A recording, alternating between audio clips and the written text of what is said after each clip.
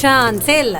பன்னீர்னா இது மட்டும்தான். பன்னீர்னா only milky mist. பிரச்சனை என்னன்னா ராகுல் காந்தி அவர்கள் படிக்கவே கூடாது அப்படிங்கிறது தான். அவங்க இன்னொரு விஷயம் என்ன சொல்றாங்க, இது குடியரசுத் தலைவரினுடைய உரையின் மீதான விவாதம். லீடர் ஆஃப் ஆப்போசிஷன், எதிர்க்கட்சி தலைவர் என்பவர் நாடாளுமன்றத்தில் அவ்வளோ பவர்ஃபுல்லான பர்சன். அவர் எந்திரிச்சாருன்னா நீங்க அவரை உட்காருங்கன்னு சொல்ல முடியாது. அவருக்கு நீங்க மைக் கொடுக்கணும்.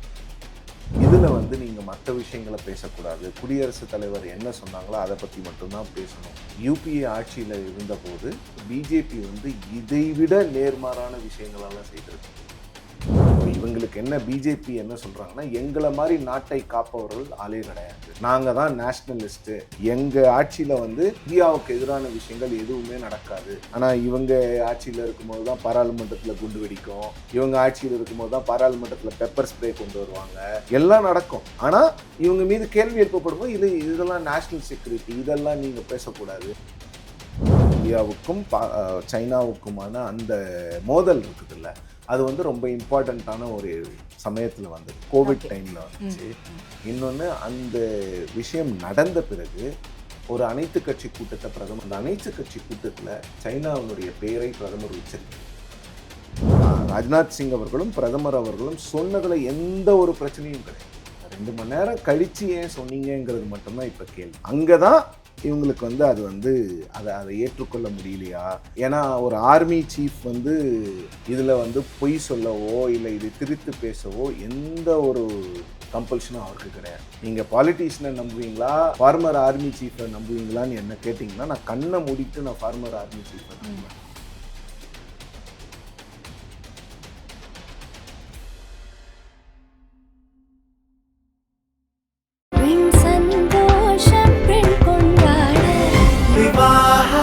மணப்பெண்ணின் பிரத்யேகமான திருமணம் விவாஹா தி சென்னை சில்க்ஸ். வணக்கம் சார். வணக்கம்.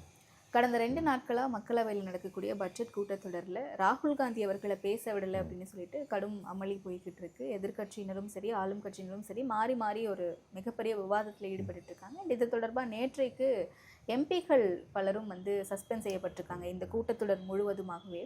என்ன சிக்கல் இருக்குது இதில்? ராகுல் காந்தி அவர்கள் ஒரு புத்தகத்தை மேற்கோள் காட்டி, நரவணே முன்னாள் இராணுவ தளபதி அவருடைய புத்தகத்தை மேற்கோள் காட்டி பேசணும்னு விரும்புகிறாரு. என்ன சிக்கல் இருக்குது இதில்? அது புத்தகத்தில், அந்த புத்தகம் இன்னும் வெளியில் வரல. ஓகே. அந்த புத்தகம் கிட்டத்தட்ட தகவல்களின்படி 2023ஆம் ஆண்டே அதுக்கான ப்ரீ ஆர்டர்ஸ் எல்லாம் கொடுத்துட்டாங்க. ஆனால் டிஃபென்ஸ் மினிஸ்ட்ரி இல்லை, அந்த புத்தகத்தை நாங்கள் ரிவ்யூ பண்ணணும். ஒரு ஃபார்மர் ஆர்மி சீஃப் எழுதியிருக்கிறது. இன்னொன்று, அவர் இந்தியாவுக்கும் சைனாவுக்கும் நடந்த அந்த மோதல்கள் பற்றி எழுதுறதுனால டிஃபென்ஸ் மினிஸ்ட்ரி அதை ரிவ்யூ பண்ணணும். ரிவ்யூ பண்ணாமல் அந்த புத்தகத்தை நீங்கள் வெளியிட முடியாதுன்னு சொல்லியிருக்கிறாங்க. அந்த புத்தகம் இப்போ டிஃபென்ஸ் மினிஸ்ட்ரியோட ரிவ்யூவில் இருக்குது. ஸோ ஒரு பத்திரிகையாளராக சுஷாந்த் சிங் அப்படிங்கிறவர் அந்த புத்தகத்தை ஆக்சஸ் பண்ணி அந்த புத்தகத்தில் இருக்கக்கூடிய முக்கியமான விஷயங்களை ஒரு எக்ஸர்ப்ஸாக கேரவன் அப்படிங்கிற மேகசினில் எழுதியிருக்கிறார். அந்த மேகசினில் எழுதின விஷயத்தை தான் ராகுல் காந்தி அவர்கள் பாராளுமன்றத்தில் படிக்க முற்படுகிறார். அதுதான் இங்கே போன் ஆஃப் கண்டென்ஷன். அவங்க என்ன சொல்கிறாங்கன்னா, அதை படிக்கக்கூடாது, அதுக்கு ரூல் 349 கோட் பண்ணுறாங்க. பாயிண்ட் ஆஃப் ஆர்டர் அப்படின்னு ஒரு விஷயம் வரும். எப்போவுமே பார்த்திங்கன்னா, ஒருத்தர் பேச எந்திரிக்கும் போது அவர் ஏதாவது ஒரு தவறோ இல்லை ஒரு கன்வென்ஷனோ ஒரு ரூல்ஸை மீறிட்டார்னா உடனே அந்த பாயிண்ட் ஆஃப் ஆர்டர் புக்கை எடுத்து படிக்க ஆரம்பிப்பாங்க. பாராளுமன்றத்துலேயும் சரி சட்டமன்றத்துலேயும் சரி, point of order number so and so, இப்படி பண்ணக்கூடாது. ஸோ இவங்க என்ன பண்ணுறாங்கன்னா, ரூல் 349 படி எதையும் எடுத்து படிக்கக்கூடாது, அதிலிருந்து படிக்கக்கூடாது அப்படிங்கிறாங்க. ஓகே, இப்போது பிரச்சனை என்னென்னா, ராகுல் காந்தி அவர்கள் படிக்கவே கூடாது அப்படிங்கிறது தான். அவங்க இன்னொரு விஷயம் என்ன சொல்கிறாங்க, இது குடியரசுத் தலைவரினுடைய உரையின் மீதான விவாதம், இதில் நீங்கள் மற்ற விஷயங்களை பேசக்கூடாது, குடியரசுத் தலைவர் என்ன சொன்னாங்களோ அதை பற்றி மட்டும்தான் பேசணுங்கிறது. இதெல்லாம் அப்படியே நேர்மாறாக யூபிஏ ஆட்சியில் இருந்தபோது நாங்கள்லாம் பாராளுமன்றத்தை கவர் பண்ணும்போது பிஜேபி இதைவிட நேர்மாறான விஷயங்களெல்லாம் செய்திருக்கிறாங்க. பாபர் மசூதி இடிப்பு சம்பந்தமாக ஒரு விசாரணை கமிஷன் அமைக்கப்பட்டது. லிபரான் கமிஷன் நினைக்கிறேன், எனக்கு சரியாக ஞாபகம் இல்லை. அந்த கமிஷனுடைய அறிக்கையை இந்தியன் எக்ஸ்பிரஸ் அப்படிங்கிற பத்திரிகை அதனுடைய எக்ஸப்ட்ஸை இதெல்லாம் பண்ணியிருக்கிறாங்க, அந்த அறிக்கையில் சொல்லியிருக்கிறாங்கன்னு சொல்லிட்டு ஒரு ஃப்ரண்ட் பேஜ் ரிப்போர்ட் போடுறாங்க. அந்த இந்தியன் எக்ஸ்பிரஸ் நியூஸ் பேப்பரை கொண்டு வந்து அன்னைக்கு எதிர்க்கட்சி தலைவராக இருந்த சுஷ்மா ஸ்வராஜ் அவர்கள், எல்கே அத்வானி போன்றவர்கள் எல்லாருமே பாராளுமன்றத்தில் காமிச்சு இதுக்கான விஷயங்களை பண்ணியிருக்கிறாங்க. ஹிந்து பத்திரிகையை எடுத்துக்கொண்டு இன்றைக்கு முதலமைச்சராக இருக்கக்கூடிய திரு மு.க. ஸ்டாலின் அவர்கள் வந்து தமிழ்நாடு சட்டமன்றத்துக்கு சென்று குட்கா கேஸ் பற்றி இதெல்லாம் வந்திருக்குன்னு சொல்லியிருக்காரு. இதையெல்லாம் நாடாளுமன்றத்தில் சட்டமன்றத்தில் வழக்கமாக நடக்கிற விஷயந்தான். யார் ட்ரெஷரி பெஞ்சில் இருக்காங்க, யார் வந்து ஆளு கட்சியில் இருக்கிறாங்க, யார் எதிர்கட்சியில் இருக்கிறாங்கங்கிறது மட்டும்தான் வித்தியாசமே தவிர இதில் ராகுல் காந்தி பேச முற்பட்டதில் எந்த தவறுமே கிடையாதுன்னு நான் சொல்லலை. ஏற்கனவே லோக்சபா செக்ரட்டரி ஜெனரல்ஸாக இருந்தவங்க எல்லாருமே சொல்கிறாங்க. ஸோ திரு பிடிடி ஆச்சாரி அப்படிங்கிறவர் வந்து லோக்சபாவோட ஃபார்மர் செக்ரட்டரி ஜெனரல். ஸ்பீக்கருக்கு அடுத்து அவர் தான் வந்து இந்த ப்ரொசீடிங்ஸ் எல்லாம் நடத்துகிறவர் அவர் தான் எல்லா விஷயங்களையும் பண்ணுறவர். ஸ்பீக்கர் மேலே உட்காந்துருந்தாருன்னா செக்ரட்டரி ஜெனரலும் அவருடைய சகாக்களும் கீழே உட்காந்துருப்பாங்க. அந்த வெல் மாதிரி இருக்கும் சர்க்கிளில் ஒரு 3 பேர் 4 பேர் சேர் போட்டு ஒருத்தருக்கு ஒருத்தர் ஃபேஸ் பண்ணி உட்காந்துருப்பாங்க. அதில் முதல்ல உட்காரவர் செக்ரட்டரி ஜெனரல். அவர் என்ன சொல்கிறாருன்னா, எந்த தவறுமே இதில் கிடையாது. இங்கே வந்து பிரசிடென்ட்ஸ் அட்ரஸ் அந்த டிபேட்டுக்கு வந்து ஸ்கோப் வந்து ஏகப்பட்டது இருக்குது. எதை வேணாலும் பேசலாம். இந்தியாவோட நேஷ்னல் செக்யூரிட்டியை பற்றி பேசலாமான்னா நிச்சயமாக பேசலாம். அது வந்து நேஷ்னல் செக்யூரிட்டியை பற்றி பிரசிடெண்ட் பேச போகிறாங்க, டிஃபென்ஸை பற்றி பிரசிடெண்ட் பேசுவாங்க, ஃபாரின் பாலிசியை பற்றி பிரசிடெண்ட் அட்ரஸில் இருக்குது. அப்போ நீங்கள் இதை தான் பேசணும் அதை தான் பேசணும்னு ஒரு நாடாளுமன்ற உறுப்பினருக்கு நீங்கள் சொல்லவே முடியாது. அதுவும் ஒரு எதிர்க்கட்சி தலைவர். ராகுல் காந்தி உங்களுக்கு பிடிக்காமல் போகலாம் பர்சனலாக, ஆனால் ராகுல் காந்தி இன்னைக்கு ஹோல்ட் பண்ணுற பொசிஷன் என்ன? அவர் வந்து லீடர் ஆஃப் ஆப்போசிஷன். அவருடைய கட்சிக்கு 100 உறுப்பினர்கள் மக்களால் தேர்ந்தெடுக்கப்பட்ட உறுப்பினர்கள் இருக்காங்க. அவங்களுடைய பிரதிநிதியாக தான் ராகுல் காந்தி அவர்கள் பேசுகிறார். ஆக்சுவலாக பார்த்தீங்கன்னா அப்புறம்னா நீங்கள் வந்து எல்ஓபி எந்திரிச்சாருன்னா எந்த விஷயத்துக்கும் ஸ்பீக்கர் பர்மிஷன் கொடுப்பாங்க. அதுதான் கன்வென்ஷன். பாராளுமன்றத்தில் ஸ்பீக்கருக்கு அடுத்து பிரதமருக்கு அடுத்து லீடர் ஆஃப் த ஹவுஸ் அப்படின்னு அவை முன்னவர்னு நம்ம தமிழில் சொல்லுவோம். அடுத்து வந்து லீடர் ஆஃப் ஆப்போசிஷன் தான். லீடர் ஆஃப் ஆப்போசிஷன் எதிர்க்கட்சி தலைவர் என்பவர் வந்து அந்த அந்த அந்த நாடாளுமன்றத்தில் வந்து அவ்வளோ பவர்ஃபுல்லான பர்சன். அவர் எந்திரிச்சாருன்னா நீங்கள் வந்து அவரை உட்காருங்கன்னு சொல்ல முடியாது. அவருக்கு நீங்கள் மைக் கொடுக்கணும். அதுதான் கன்வென்ஷன். இப்போ நடக்கிறது இல்லை, அதெல்லாம் வேற. ஸோ அதை பேசவே கூடாது. அந்த புக்லேருந்து நீங்கள் படிக்கவே கூடாது. அப்போ அந்த புக்லேருந்து அவர் படிக்கிறதுல உங்களுக்கு ஏதோ பிரச்சனை இருக்குது. அதுதான் இங்கே ப்ராப்ளம். இல்லை, குடியரசுத் தலைவர் உரையின் மீதான ஒரு நன்றி தெரிவிக்கும் தீர்மானம் அப்படியான ஒரு கூட்டத்தொடர் தான் நேற்றைக்கு போயிருக்குன்னு சொல்லும்போது, குடியரசுத் தலைவர் பேசுனதுக்கு நன்றி தெரிவிக்கிற வகையில் நீங்கள் என்ன வேணால் பேசலாம், நீங்கள் புக்கில் இருக்கிறத கோட் பண்ணி பேசக்கூடாது அப்படிங்கிறதுனா அவங்க தரப்புலேருந்து வச்ச வாதமாக இருந்திருக்கு. கரெக்டு. ஆனால் குடியரசுத் தலைவரனுடைய உரை மீதான விவாதத்தில் குடியரசுத் தலைவர் பேசின விஷயங்கள் மட்டும் பேசணுங்கிறது எந்த சட்ட புத்தகத்திலையும் எங்கேயுமே இல்லை. அதுதான் சொல்கிறாங்க ஆச்சாரி போன்றவர்கள்லாம் சொல்கிறது வந்து அந்த டிஸ்கஷனுடைய கண்டென்ட்ஸ் வந்து வைட் ஆம்பிட், அது வந்து வைட் ஸ்கோப் இருக்குது. அதுக்கு நீங்கள் எதை வேணாலும் பேசலாம். அவங்க சொல்கிறது வந்து இந்தியன் கான்ஸ்டியூஷனுக்கு உட்பட்ட விஷயங்களை நீங்கள் அங்கே பேசலாம். இந்தியன் கான்ஸ்டியூஷனுக்கு உட்பட்டு தானே டிஃபென்ஸ் மினிஸ்டர் இருக்கிறாரு, இந்தியன் கான்ஸ்டியூஷனுக்கு உட்பட்டு தானே அந்த இராணுவ அதிகாரி இருக்கிறாரு, அந்த இராணுவ தளபதி இருக்கிறாரு. இங்கே எல்லாத்தையும் மீறி ஒரு விஷயம் என்னென்னா, அந்த இராணுவ தளபதி இன்னும் பேசலை. அவர் வந்து நான் ராகுல் காந்தி பேசுறதெல்லாம் தப்புங்க, அதை நான் எழுதுறேன்னு நான் சொல்லவே இல்லை. நரவணே இன்னும் அவர் வந்து அவருடைய சைலன்ஸை பிரேக்கே பண்ணலை. அப்போ என்னன்னா அவருக்கும் புரிஞ்சிருக்குது இது ஏதோ ஒரு விஷயத்தில் இவங்க சொல்கிறாங்க இது வந்து பிளான் பண்ணியிருக்குது. எக்ஸ்க்ளூசிவ்ஸ் எல்லாம் அப்படி தான் இருக்கும். காங்கிரஸ் ஆட்சி காலத்தில் காங்கிரஸுக்கு எதிராக வந்த எத்தனையோ பத்திரிகை செய்திகளை எடுத்துக்கொண்டு பாஜக வந்து நாடாளுமன்ற அவையை முடக்கி இருக்கிறார்களா இல்லையா? Dissent is the essence of democracy அப்படின்னு சொன்னவர் அருண்ஜேட்லி. நாடாளுமன்றத்தை நடத்த விடாமல் பண்ணுறதையே வந்து இவங்க ஒரு ஸ்ட்ராட்டஜியாக வச்சுருக்காங்கன்னு சொல்லிட்டு முன்னாள் குடியரசுத் தலைவர் மறைந்த பிரணப் முகர்ஜி அவர்கள் வந்து நாடாளுமன்றத்திலே குற்றம் சாட்டியிருக்கிறார். ஸோ இவங்களுடைய it is actually coming to bite back them. அவ்வளோதான். அன்னைக்கு நீங்கள் பண்ணதெல்லாம் திருப்பி இட் இட்ஸ் யூ. அன்றைக்கி நீங்கள் என்ன அன்றைக்கி காங்கிரஸ் என்ன சொன்னாங்க, இதெல்லாம் நீங்கள் பேசக்கூடாது. அப்போ நீங்கள் இல்லை டிசன்டிசேஷன்ஸ் ஆஃப் டெமோக்ரஸி, என்ன வேணாலும் நாங்கள் பேசுவோம், பாராளுமன்றம் வந்து ஒரு நாட்டினுடைய அந்த டெமோக்ரஸியினுடைய சாங்டம் சாங்டோரம் கருவறைன்னு சொல்லும்போது அதை இன்றைக்கி ராகுல் காந்தி போன்றவர்கள் ஃபாலோ பண்ணுறாங்க. அவரை பேச நீங்கள் அலோவ் பண்ணியிருந்தாவே பிரச்சனை கிடையாது. ஓகே, பட் அலோ பண்ணியிருக்காங்க அப்படின்ற பட்சத்தில் அந்த விவாதம் எப்படியாக மாறி இருக்கும், அது உலக அளவில் என்ன மாதிரியான ஒரு இம்பாக்ட் கிரியேட் பண்ணியிருக்கும், அந்த அளவுக்கு அப்படி அந்த புக்கில் என்ன இருக்குது அப்படின்ற ஒரு கியூரியாசிட்டி இருக்கும்ல சார்? அந்த புக்கை பொறுத்த வரைக்கும் அவர் அந்த எக்ஸப்ஷன், ஏன்னா முதல் நாள் வந்து சைனா இந்தியாவை ஆக்கிரமிக்கிறாங்க ஒரு சில பகுதியை அப்படின்ற மாதிரியான ஒரு குற்றச்சாட்டை முன் வச்சு பேசுறாரு. அதற்கு பிறகுதான் அடுத்த நாள் இந்த விவாதம் எழுது அந்த புத்தகத்தில் இருக்கக்கூடிய 5 பாயிண்ட்ஸ் வந்து நான் கோட் பண்ணணும் அப்படின்னு நினைக்கிறாரு. தொடர்ந்து 2 நாளா போகுது. அண்ட் இது ஒரு அமளி ஆகும்போது சபாநாயகர் மேல எல்லாரும் வந்து பேப்பரை வீசுறாங்க, மிகப்பெரிய அமளி ஆகுது, சஸ்பெண்ட் பண்றாங்க. இவ்வளவு தூரத்துக்கு இதை கொண்டு போகணுமா? இல்லை, சபாநாயகர் மீது பேப்பர் வீசுறது அது போன்ற விஷயங்கள் எல்லாம் யாரும் வந்து அக்செப்ட் பண்ண முடியாது. அது வந்து ஒரு ஜனநாயகத்தில் கிட்டத்தட்ட ஒரு 20-25 வருஷமாக பாராளுமன்றம்னாவே அமளி பண்ணுறதுக்கான இடம். எதிர்க்கட்சிகள் வந்து தங்களுடைய என்ன சொல்கிறது, தங்களுடைய எதிர்ப்பை வந்து அமளி பண்ணி தான், பாராளுமன்றத்தை முடக்கி தான் அவங்க வந்து தங்களுடைய இருப்பை காமிச்சிக்கணுங்கிறதெல்லாம் வந்து நிறைய கட்சிகள் அதை செட் பண்ணிட்டாங்க. அதில் பெரும் பங்கு ஆற்றுனது வந்து பாஜக. 2004 2014 வரைக்கும் அவங்க வந்து எல்லாத்துக்கும் பாராளுமன்றத்தை முடக்கி ஒரு பிரசிடென்ட் செட் பண்ணவங்க அவங்க தான். அதெல்லாம் பார்த்தவங்கன்ற முறையில் நான் சொல்கிறேன், யார் வேணாலும் என்ன வேணாலும் அது கிரிட்டிசைசம் பண்ணலாம், ஆனால் அதெல்லாம் நடந்தது.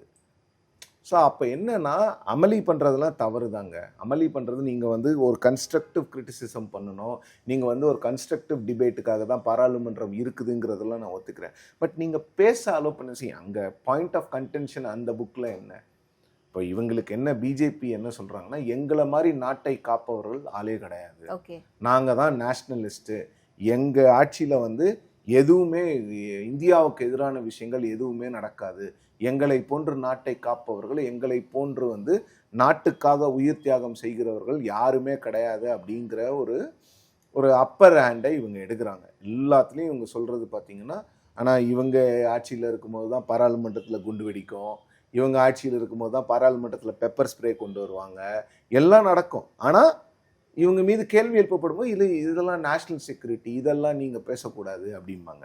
ஸோ இப்போது ராகுல் காந்தி அவர்கள் சொல்ல வர்றது என்னென்னா, அந்த தாக்குதல் இந்தியாவுக்கும் சைனாவுக்குமான அந்த மோதல் இருக்குதுல்ல, அது வந்து ரொம்ப இம்பார்ட்டண்ட்டான ஒரு சமயத்தில் வந்தது, கோவிட் டைமில் வந்துச்சு. இன்னொன்று, அந்த விஷயம் நடந்த பிறகு ஒரு அனைத்து கட்சி கூட்டத்தை பிரதமர் கூட்டுறார். அந்த அனைத்து கட்சி கூட்டத்தில் சைனாவினுடைய பெயரை பிரதமர் உச்சரிக்கல. யார் உள்ளே வந்திருக்கிறாங்களோ நம்மளுடைய நாட்டுக்குள்ளே வந்தவங்களுக்கு தகுந்த பதிலடி கொடுக்கப்படும், நம்ம நாட்டினுடைய 1 இன்ச்சு நிலத்தை கூட யாரும் எடுக்க முடியாது, யாரும் அவங்க அந்த மாதிரி ஒரு 3rd பர்சனில் தான் சைனாவை பிரைம் மினிஸ்டர் அட்ரஸ் பண்ணார். ஸோ அதனால தான் வந்து இந்த கேள்விகள் எல்லாமே எழுப்பப்படுகிறது. அப்போது அந்த மோதலில் நீங்கள் எதையோ மறைக்க விரும்புகிறீங்க, இதெல்லாம் நடந்துதா இல்லையான்னு எல்லாருக்குமே தெரியும். அந்த மோதலில் நீங்கள் ஏதோ மறைக்க விரும்புகிறீங்க. அப்போ என்னன்னா, நீங்கள் வந்து சரியான ஒரு செயின் ஆஃப் கமாண்ட் அங்கே இல்லை. நீங்கள் வந்து ஆர்மி சீஃப் வந்து ஃபோன் பண்ணி கேட்கும்பொழுது நீங்கள் இமீடியட்டாக சாங்ஷன் கொடுக்கல அப்படிங்கிற மாதிரி கேள்விகள் தான். இங்கே என்னன்னா, நேஷ்னல் செக்யூரிட்டி விஷயத்தில் யாருடைய கேள்விகளுக்கும் பதில் சொல்ல பாஜக விரும்பலை. அதுதான் பிரச்சனை. நீங்கள் பாராளுமன்றத்தில் 2023 ஒரு அட்டாக் நடக்குது, பெப்பர் ஸ்ப்ரேவோ என்னமோ கொண்டு வந்து அடிக்கிறாங்க. அதுக்கு பாராளுமன்றத்துக்குள்ளே பேசுகிறதுக்கு பிரதமரும் உள்துறை அமைச்சரும் தயங்குறாங்க. ஆனால் அதே உள்துறை அமைச்சர் பாராளுமன்றத்துக்கு வெளியில் ஒரு தனியார் தொலைக்காட்சின்னு நிகழ்ச்சியில் போயிட்டு, இல்லை அதெல்லாம் நாங்கள் வந்து சரி செஞ்சுருவோம், அவங்கள வந்து தண்டிக்கப்படுவார்கள் அப்படிங்கிறார். அது பாராளுமன்றத்தில் சொல்கிறது என்ன? அது ஒவ்வொரு வரியும் வந்து நோட் செய்யப்படும்ல சார், எல்லாமே பதிவு செய்ய. அங்கே தான் பிரச்சனை. அவங்களுக்கு வந்து பார்லிமெண்ட்டில் எதுவும் ஹிஸ்ட்ரியில் ரெக்கார்ட் ஆகக்கூடாது. எந்த விஷயமும் இவங்க நாட்டுக்கு என்ன சொல்கிறது, இவங்களால வந்து அந்த மோதலை தடுக்க முடியல, இவங்களுடைய என்ன சொல்கிறது ஒரு இன்டிசைசிவ்னஸ் தான் அதை வந்து இந்த அளவுக்கு கொண்டு போச்சு அப்படிங்கிற மாதிரி எந்த ஒரு விஷயமும் நாடாளுமன்ற அவைகளில் அந்த குறிப்புகளில் பதிவாகக்கூடாது. இவங்களுடைய ஹிஸ்ட்ரி எப்படி இருக்கணும்னு பார்த்தீங்கன்னா, நாங்கள் நாட்டுக்காக உழைத்தவர்கள் நாங்கள் மட்டும்தான், வேற யாருமே கிடையாது, மற்றவங்க எல்லாம் வந்து எல்லாரும் வந்து இன்னமும் என்ன பேசிகிட்டு இருக்கிறாங்க பாஜகவினர், 1962 நேரு அவர்கள் வந்து சைனா வாரில் தோத்துட்டாரு, அவரால் தான் இன்னைக்கு சைனா பிரச்சனை வருதுன்னு. ஸோ இப்போ இவங்க மேலே ஒரு குற்றச்சாட்டு இருந்தால் நேருவை ஒன்றும் நீங்கள் குற்றம் சொல்ல முடியாதுல்ல. நேருவை குற்றம் சொல்லனா எப்படி நாங்கள் ஆட்சி நடத்துறது? இன்னைக்கு வரைக்கும் நீங்க நேருவை வச்சு தான் இந்த எந்த கேள்வி கேட்டாலும் இப்போ ராகுல் காந்திக்கு அந்த கேள்வி தான் சொல்றாங்க. நீங்க இந்த புக்கெல்லாம் படிக்கிறீங்க சார், முதல்ல போயிட்டு சைனா வார் பற்றிலாம் படிச்சுட்டு வாங்க. ஓகேங்க, ராகுல் காந்தி படிக்கணும், நான் அதெல்லாம் இல்லைன்னு சொல்லல. பட் இதுதான் முதல் முறை ஒரு ஆர்மி சீஃபோ இல்லை ஆர்மியில் இருக்கிறவங்களோ புத்தகம் எழுதியிருக்காங்கன்னா அப்படிலாம் கிடையாது. ஏற்கனவே பல புத்தகங்கள் எழுதப்பட்டிருக்கிறது. கவர்மெண்ட்டை கிரிட்டிசைஸ் பண்ணி புக்ஸ் வந்திருக்கு. கவர்மெண்ட்டோடைய டிசிஷன்ஸை கிரிட்டிக்கலாக எழுதி புக்ஸ் வந்திருக்குது. இதெல்லாம் தான் டெமோக்ரஸி. இப்போ என்னன்னா அந்த புக்கே வரல, அந்த புக்கில் இருக்கக்கூடிய ஒரு குறிப்பிட்ட விஷயத்தை பேசுறதுக்கே வந்து அவருக்கு பர்மிஷன் இல்லை. நான் அப்படி தான் புரிஞ்சுக்கிறேன். என்னன்னா நேஷ்னல் செக்யூரிட்டியை பொறுத்த வரைக்கும் எங்களை நீங்கள் யாரும் கொஷின் பண்ணக்கூடாது. நீங்கள் கொஷின் பண்ணிட்டீங்கன்னா நாங்கள் எங்ககிட்ட பதில் இல்லைன்னா நாங்கள் இப்படி தான் பண்ணுவோம். Okay okay. சரி, அதில் வந்து அந்த அந்த எக்ஸப்ட்ஸ்லேயே சொல்கிற விஷயம்னா 8:30 மணிக்கு அன்னைக்கு ஆர்மி சீஃபாக இருந்த திரு நரவானே அவர்கள் டிஃபென்ஸ் மினிஸ்டர் ராஜ்நாத் சிங்க்கு தொலைபேசியில் அழைக்கிறாரு. அவர் வந்து எங்களுக்கு இன்ஸ்ட்ரக்ஷன்ஸ் என்னன்னு கேட்குறாரு. 10:30 மணிக்கு வந்து ராஜ்நாத் சிங் அவர்கள் மீண்டும் அழைத்து பிரதமர் வந்து உங்களுக்கு என்ன தோணுதோ என்ன செய்யணுமோ அதை செய்யுங்கன்னு சொல்கிறார். இப்படி தான் எல்லாருமே சொல்லுவாங்க. ராஜ்நாத் சிங் அவர்களும் பிரதமர் அவர்களும் சொன்னதில் எந்த ஒரு பிரச்சனையும் கிடையாது. அதை 2 மணி நேரம் கழித்து ஏன் சொன்னீங்கிறது மட்டும்தான் இப்போ கேள்வி. அங்கே தான் இவங்களுக்கு வந்து அது வந்து அதை ஏற்றுக்கொள்ள முடியலையா? ஏன்னா ஒரு ஆர்மி சீஃப் வந்து இதில் வந்து பொய் சொல்லவோ இல்லை இதை திரித்து பேசவோ எந்த ஒரு கம்பல்ஷனும் அவருக்கு கிடையாது. நீங்கள் பாலிட்டிஷியனை நம்புவீங்களா, ஃபார்மர் ஆர்மி சீஃபை நம்புவீங்களான்னு என்ன கேட்டிங்கன்னா நான் கண்ணை மூடிக்கிட்டு நான் ஃபார்மர் ஆர்மி சீஃபை நம்புவேன். ஏன்னா அவங்களுக்கு வந்து ஆர்மியில் நீங்கள் முதல்ல போனீங்கன்னா முதல்ல உங்களுக்கு சொல்லிக் கொடுக்கப்படுகின்றது டிசிப்ளின் தான். அதற்கு பிறகு தான் மற்றதெல்லாம் காம்பேட்டெல்லாம் அப்புறம் தான். Army is known for discipline. So former army chief வந்து இது எதையுமே இன்னும் டினை பண்ணலை. அப்போது நடந்தது உண்மை தான். அந்த 2 மணி நேரம் கேப் ஏன் இல்லைங்க, அந்த 2 மணி நேரம் கேப் எல்லாம் ஒன்றும் இல்லை. அதுக்கு முன்னையே வந்து நாங்கள் கம்யூனிகேட் பண்ணிட்டோம், என்ன வேணாலும் பண்ணுங்கள். அந்த கேப் வந்து டிசிஷன் எடுக்கிறதுக்கான கேப்பு, டிஸ்கஷன் எடுக்கிறதுக்கான கேப்புன்னு எக்ஸ்பிளைன் பண்ணலாம்ல. சரி, இங்கே அந்த டிஸ்கஷனே நாங்கள் அலோவ் பண்ண மாட்டோம்னு சொல்லும் போது அப்போ நீங்கள் ஏதோ மறைக்கிறீங்களோங்கிற சந்தேகம் எல்லாருக்குமே வருது இல்லை? ஓகே, அப்போ ஏதோ ஒரு வகையில் அந்த ஆக்கிரமிப்புக்கு இந்தியாவும் வழிவகை செய்து கொடுத்துருக்காங்க. இல்லை, வழிவகைங்கிறது இல்லை. நம்ம அந்த டிசிஷன் லேட்டாக இருக்கலாம், அந்த மாதிரி ஏதாவது இருக்கா அப்படிங்கிறதா. கேர்லெஸ்ஸாக விட்டுட்டாங்க, இல்லை இவங்க டிசிஷன் எடுக்கிறதுக்கு டைம் ஆயிடுச்சு, அந்த ஃபோர்ஸஸ் வந்து அட்வான்ஸாக உள்ளே வராங்க, நீங்கள் வந்து அதை வந்து அந்த இம்மீடியட் அந்த 5 மினிட்ஸில் 10 மினிட்ஸில் நீங்கள் எடுக்கக்கூடிய டிசிஷன் எடுக்கலையா, இல்லை எடுத்தும் அவங்களுடைய மார்ச் வந்து அட்வான்ஸ் ஆசி. இந்த மாதிரி மோதல்களில் இப்போ சைனாவுக்கும் நமக்கும் கேப்பபிலிட்டிஸ் எப்படி இருக்குதுன்னு பார்த்தீங்கன்னா, நம்மளை விட சைனாவுக்கு கேப்பபிலிட்டிஸ் அதிகம். அதை நம்ம ஒத்துக்கணும், அது எல்லா அரசாங்கங்களும் ஒத்துக்கும். ஸோ அப்போ நீங்கள் வந்து உங்களை விட வேகமாக இருக்கக்கூடிய ஒரு எதிரி, இல்லை உங்களை விட என்ன சொல்கிறது ரொம்ப அட்வான்ஸ்டாக இருக்கக்கூடிய ஒரு எதிரிக்கிட்ட நீங்கள் எப்படி இருக்கணும், ப்ரிப்பேர்ட்னஸ்லாம் எப்படி இருந்திருக்கணுங்கிறது அதுக்கெல்லாம் கவர்மெண்ட் காரணமாக வரும். நீங்கள் என்ன ப்ரிப்பேர்ட்னஸ் பண்ணீங்க, அவங்களுக்கு ஏற்கனவே தெரியுமா? இங்கே பாஜக ஏன் இதை எதிர்க்கிறாங்கன்னு நான் பார்க்குறேன்னா, இதுவரைக்கும் அவங்க காங்கிரஸ் மேலே வைத்த குற்றச்சாட்டுகள் எல்லாமே என்னென்னா, நீங்கள் நேஷ்னல் செக்யூரிட்டியில் காம்ப்ரமைஸ் பண்ணிட்டீங்க, சைனா வாரை தோத்துட்டீங்க, அப்புறம் பாகிஸ்தான்கிட்ட நிறைய சீட் பண்ணிட்டீங்க, சைனா கிட்ட எல்லா லேண்டும் நீங்கள் சீட் பண்ணது தான். இப்போது ஐயோ நம்ம இந்த மாதிரி வந்து ஒரு ஆர்மி சீஃப் எழுதியிருக்கிறாரு, இதை நாம் எப்படி பேச அலோவ் பண்ண முடியும்? நீங்கள் சொன்ன மாதிரி எல்லாம் ரெக்கார்ட் ஆகிடும், ஒவ்வொரு வார்த்தையும் ரெக்கார்ட் ஆகும். நாளைக்கு யார் வேணாலும், இப்போல்லாம் டிஜிட்டல் ஈரா, யார் வேணாலும் அதை எடுத்து பாருங்கள் பிஜேபி என்ன பண்ணியிருக்குன்னு சொல்லலாம். அதற்காக பயப்படுற மாதிரி தான் தெரியுது. மீண்டும் நான் சொல்கிறேன், இதில் வந்து டிஸ்கஷன் இருந்திருக்கலாம். அந்த 2 மணி நேரம் டிஸ்கஷனுக்கோ டெலிபரேஷனுக்கோ எதுக்கு வேணாலும் யூஸ் ஆகிருக்கலாம்.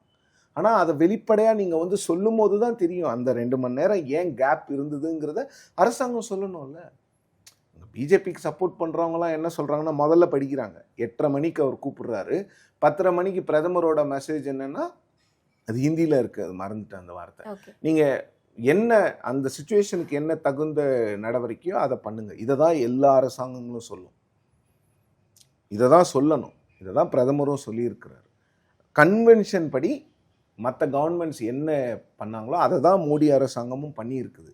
அந்த 2 மணி நேரம் கேப் ஏங்கிறது மட்டும்தான் கேள்வி. அதுக்கு அவங்க அழகாக பதில் சொல்லிட்டு போயிடலாமே. இல்லை, இப்போ இவ்வளவு சிக்கல்களை நாடாளுமன்றத்தில் அட்ரெஸ் பண்ணுறாங்க காங்கிரஸ். பட் பார்லிமெண்ட்ரி நடக்கும்போது மட்டும்தான் இந்த இஷ்யூஸ் எல்லாம் அட்ரெஸ் பண்ணுற மாதிரி இருக்குல்ல. ஒரு எதிர்க்கட்சியாக எல்லா நாட்களுமே எதிர்க்கட்சியாக செயல்படக்கூடிய காங்கிரஸ் வந்து குறிப்பாக ஏதாவது ஒரு இன்சிடென்ட்ஸ் வரும்போதோ இல்லை எஸ்ஐஆர் மாதிரியான ஒரு விவகாரம் நடக்கும்போதோ இல்லை பார்லிமெண்ட் நடக்கும்போதோ மட்டும் இந்த மாதிரியான விஷயத்தை அட்ரெஸ் பண்ணுறது அப்படிங்கிறது அந்த கட்சியவே ரொம்ப கீழே தள்ளி போகாதா? அதனால தான் 400 300 சீட் எடுத்துகிட்டு இருந்தவங்க இன்றைக்கி 100 சீட்டில் இருக்காங்க. அதுக்கு வேறு எதுவுமே எக்ஸாம்பிளே வேண்டாம் உங்களுக்கு. அவங்களுடைய டிக்ளைன் தான் அவங்க எந்த அளவுக்கு வந்து அவங்களோட அரசியலில் வந்து எடுத்துகிட்டு போகிறாங்கங்கிறதுக்கு அவங்களோட டிக்ளைனே சாட்சி. ஓகே, நீங்கள் ரொம்ப நியாயமான கேள்வி நீங்கள் கேட்டது. பாராளுமன்றம் இருக்கும்போது மட்டும் நீங்கள் எல்லாம் வீரவசனம் பேசுகிறீங்க, எல்லா விஷயங்களும் பண்ணுறீங்க. ஆமாம், அது ஏன் பண்ண மாட்டேங்கிறீங்கிறது கேள்வி எல்லா சாமானியருக்கும் அது இருக்கிறது. ராகுல் காந்தி அவர்கள் வந்து 2024 தேர்தலில் காங்கிரஸ் வந்து ஒரு அண்டர்டாகாக ஃபைட் பண்ண ஆரம்பிக்கிறாங்க. அவங்களுடைய கணக்குகள் முடக்கப்படுகிறது, எல்லாமே கம்ப்ளீட்டாக க்ளோஸ் பண்ணுறாங்க. ஆனால் கான்ஸ்டியூஷன் ஒரு சின்ன புக்கு, இவ்வளோ பெரிய புக்கை வச்சுக்கிட்டு நாடு ஃபுல்லாக சுற்றி வந்து 100 சீட்டு ஜெயிக்க முடியுதில்ல. நான் இன்னொரு விஷயமும் கேட்குறேங்க. 40 சீட்டு தமிழ்நாடு ஜெயிச்சு கொடுத்தது உங்களுக்கு. உங்களுடைய முகத்துக்காக தமிழ்நாடு மக்கள் ஓட்டு போட்டாங்க. அப்புறம் வந்து பார்த்தீங்களா அவங்க இப்போ தமிழ்நாடு வந்து இப்போ உங்களுக்கு எப்போ ஞாபகம் வருது? காங்கிரஸுக்கு வந்து 40 சீட்டு வேணும், 45 சீட்டு வேணும், எங்களை நீங்கள் அண்டர் எஸ்டிமேட் பண்ணுறீங்கிறதுக்கு மட்டும்தான் தமிழ்நாடு உங்களுக்கு தேவைப்படுகிறது. 1.5 வருஷத்தில் நீங்கள் வந்து இந்த மக்களை பார்த்துருக்கலாம்ல, ஏன் பார்க்கல? உங்களுடைய நாடாளுமன்ற உறுப்பினர்கள் என்ன செய்கிறாங்க, அந்த தொகுதி மக்களுக்கு என்ன பண்ணுறாங்க, இங்கே அவங்க முன்னெடுத்த போராட்டங்கள் என்ன, இதெல்லாம் தான் காங்கிரஸ்க்கு கேள்விகள். நீங்கள் பாஜகவை குற்றம் சாட்டுறீங்க, எல்லாம் கரெக்டு. பட் நீங்கள் என்ன பண்ணுறீங்க, மக்கள்கிட்ட அந்த விஷயங்களை கொண்டு போகிறதுக்கு நீங்கள் என்ன பண்ணுறீங்கிறது கேள்வி. ராகுல் காந்தி அவர்கள் எத்தனை முறை தமிழ்நாட்டுக்கு அதன் பிறகு வந்திருக்கிறார். கேரளாவுக்கு போகிறாரு, ஏன்னா அங்கே எலெக்ஷன் இருக்குது. அங்கே நீங்கள் ஆட்சிக்கு வரப்போகிறீங்க, இங்கே நீங்கள் ஆட்சிக்கு வரப்போதில்லை, இங்கே உங்களோட கூட்டணி கட்சி ஆட்சிக்கு வரப்போகுது. எலெக்ஷன் டைமில் வரல, கரெக்டு, உங்களுக்கு ஓட்டு போட்டுருவாங்கங்கிற நம்பிக்கை இருக்கும். எலெக்ஷனுக்கு அடுத்து வந்து உங்களுக்கு ஓட்டு போட்ட மக்களுக்கு நீங்கள் நன்றி சொல்லவாது வரணும்ல.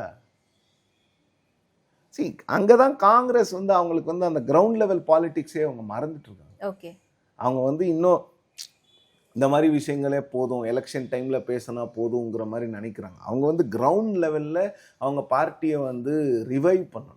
அதுதான் அவங்களுக்கு வந்து நாளடைவில் அவங்க ஒரு ஆளுங்கட்சியாக வர்றதுக்கோ இல்லை ராகுல் காந்தி போன்றவர்கள் பிரதமராக வருவதற்கு அவங்களுக்கு அட்லீஸ்ட் ஒரு 150-180 சீட்ஸ் இருந்தால் தான் அவங்கள நம்பி வர்றவங்க ஒரு 100 பேர் இருப்பாங்க. அவங்களால யூபிஏ மாதிரி ஒரு ஆட்சி அமைக்க முடியும். நீங்கள் இன்னும் ஓகே, 2014 செட்பேக்குக்கு பிறகு இப்போ 100 சீட் வந்திருக்கிறது வந்து ஒரு பெரிய இம்ப்ரூவ்மெண்ட். அப்படி தான் நீங்கள் ஒரு அதல பாதாளத்துக்கு போகும்போது கிராஜுவலாக தான் நீங்கள் அங்கேருந்து ஏறி வர முடியும். இல்லைனா அங்கே ஒரு ஏணி போட்டுலாம் டக்குன்னு நீங்கள் ஏற முடியாது. உள்ள கீழே அந்த பாதாளத்துலேருந்து கொஞ்சம் கொஞ்சமாக தான் ஏறி பிடிச்சி 2 செங்கலாக பிடிச்சி தான் வர முடியும், நான் ஒத்துக்கிறேன். பட் வெளியில் வரும்பொழுதாவது நீங்கள் உங்களுடைய ஹோம்ஒர்க் பண்ணணும்ல. பாராளுமன்றம் நடக்கும்போது மட்டும் நீங்கள் வீரவசனங்கள் பேசுவது அப்படிலாம் இருக்கக்கூடாது. அப்படி இருந்தால் பிஜேபி வந்து பார்லிமெண்ட்டில் மட்டும் இவங்க ஹேண்டில் பண்ணிட்டு கீழே போய் கிரவுண்டில் பிஜேபி தான் ஒர்க் பண்ணுது. நீங்கள் என்ன சொன்னீங்க, எஸ்ஐஆரை பற்றி மாநாடாக போட்டிங்க. என்ன நடந்துச்சு கடைசியில்? பிஜேபி 10,000 ரூபா கொடுத்தாங்க, போய் மக்கள்கிட்ட பேசினாங்க, ஓட்டு வாங்கிட்டு போயிட்டே இருந்தாங்க. End of the day electoral politics இப்படி தான் இருக்கும். அதை நீங்கள் புரிஞ்சுக்கணும். ஓகே, இப்போ இந்த விஷயமெல்லாம் தமிழ்நாட்டில் எதிரொலிக்குமா சார் காங்கிரஸுக்கு? ஏன்னா இப்போ ஏற்கனவே தமிழ்நாட்டில் திமுகவுக்கும் காங்கிரஸுக்கும் ஒரு சிக்கல் இருக்குது, மோதல் இருக்குது அப்படின்லாம் பேசப்பட்டு இருக்கக்கூடிய சூழலில் இருந்தும் கூட அங்கே வந்து நம்மளுடைய சப்போர்ட்டை நம்மளுடைய எம்பிஸ் காங்கிரஸ்க்கு கொடுத்துட்டு தான் இருக்காங்க. இது இம்பேக்ட் இருக்குமா தமிழ்நாடு எலெக்ஷனில்? இம்பேக்ட்லாம் இருக்காது. நம்ம மாநிலத்தை பொறுத்த வரைக்கும் பெருசாக உங்களுக்கு வந்து நேஷனல் செக்யூரிட்டியெல்லாம் என்றைக்குமே ஒரு எலெக்ஷன் இஷ்யூவாக அது பிரச்சனை இல்லை. ஆனால் ராகுல் காந்தியே இங்கே ஒரு கரிஸ்மாட்டிக் ஃபேஸாக தானே பார்த்துட்டு இருக்காங்க. தமிழ்நாட்டில் இருக்கக்கூடிய மக்கள் இங்கே ராகுல் காந்தியை ஒரு பிரதமர் கேண்டிடேட்டாக அறிவித்த பிறகு அவருக்கான ஒரு வாக்குகள் தானே திமுக கூட்டணிக்கும் வந்திருக்கு. அதை நம்ம மறுக்க முடியாது. அப்படி இருக்கும்போது அதனுடைய இம்பாக்ட் கேட்குறேன். சரி, ராகுல் is a multiplier in DMK alliance. அதில் வந்து எந்த மாற்று கருத்தும் கிடையாது. காங்கிரஸ்க்கு 4.5% ஓட்டு தான் இருக்கான்னா ஆமாம் 4.5% ஓட்டு தான் இருக்குது. ஆனால் ராகுல் காந்தி முகத்தை வச்சு மைனாரிட்டிஸ் உங்களுக்கு ஓட்டு போடுறாங்க, மற்ற என்ன சொல்கிறது மார்ஜினலைஸ்ட் கம்யூனிட்டிஸ் உங்களுக்கு ஓட்டு போடுறாங்கன்னா அது டிஎம்கே மேலே இருக்கிற நம்பிக்கை மட்டும் இல்லை, டிஎம்கேவோட காங்கிரஸ் அப்படிங்கிற ஒரு இயக்கம் இருக்கிறது, ராகுல் காந்தி இருக்கிறாருங்கிறது தான். ஸோ காங்கிரஸ் வந்து இப்போ கூட பாருங்கள், டிஎம்கே கனிமொழி அவர்களை டெல்லிக்கு அனுப்புகிறாங்க, இன்றைக்கி முதலமைச்சர் ட்வீட் போட்டிருக்காரு. இதெல்லாம் என்னென்னா இந்த ஐடி விங்கில் உட்காந்து காங்கிரஸை வந்து 4.5% கட்சின்னு சொல்லிட்டு இருக்காங்களே, அவங்களுக்குலாம் அரசியல் புரியல. அரசியல் புரிஞ்சவங்க 2 பேர் மேலே டிஎம்கேல இருக்காங்க, கனிமொழியும் முக ஸ்டாலினும். அவங்க 2 பேரும் காங்கிரஸ் எப்படியாவது இருக்கணும், இருந்தால் தான் நமக்கு நல்லதுன்னு அவங்களுக்கு புரிஞ்சதுனால தான் அவங்க காங்கிரஸை இப்படி டீல் பண்ணிட்டு இருக்காங்க. Okay, so Congress is very important for DMK. டிஎம்கேக்கும் காங்கிரஸ் ரொம்ப இம்பார்ட்டன்ட். ஓகே. ஸோ என்ன நடக்கும் அப்படிங்கிறத பொறுத்திருந்து பார்க்கலாம். தெளிவான விளக்கங்களை கொடுத்தீங்க. நேரத்திற்கு நன்றி. நன்றி.